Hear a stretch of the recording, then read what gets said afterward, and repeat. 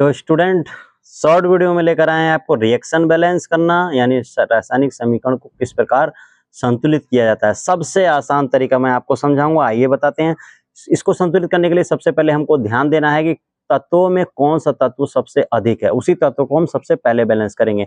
जैसे इस एक साइड में N2 है और यहाँ पर N कितना है, नाइट्रोजन 2 है और इधर 1 है, कुल मिला के हो गया 3। और यहाँ पर हाइड्रोजन कितना है, 2 और इधर के हाइड्रोजन कितना है, 3। यानी अगर साइड से हम इसको लिख लें तो नाइट्रोजन हो रहा है 3 और हाइड्रोजन हो रहा है 5। तो सबसे अधिक कौन है, हाइड्रोजन है। तो सबसे पहले हम हाइड्रोजन को बैलेंस करेंगे। तो आइए हाइड्रोजन को बैलेंस करते हैं। हाइड्रोजन यहाँ पर 3 है, यहाँ पर 2 है, ठीक है।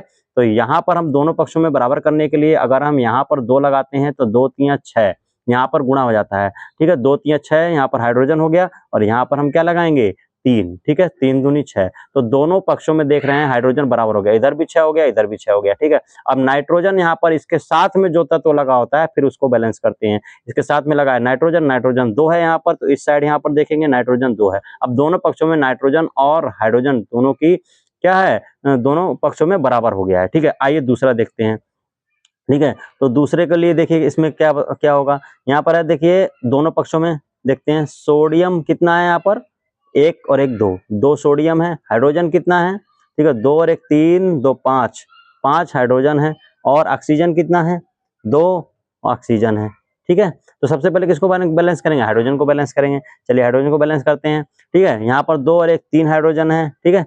तो यहाँ पर अगर हम 2 लगा देते हैं, ठीक है, तो 2 लगाने के लिए देखो यहाँ पर कितना हो जाएगा, 2 हाइड्रोजन हो गए और ये 2 मिलकर हो गया 4। अगर इसके आगे हम 2 लगा देते हैं तो 2 दूनी 4, यानी 4 इधर हाइड्रोजन हो गए, इधर हाइड्रोजन हो गए 4, यानी हाइड्रोजन की संख्या बराबर हो गई।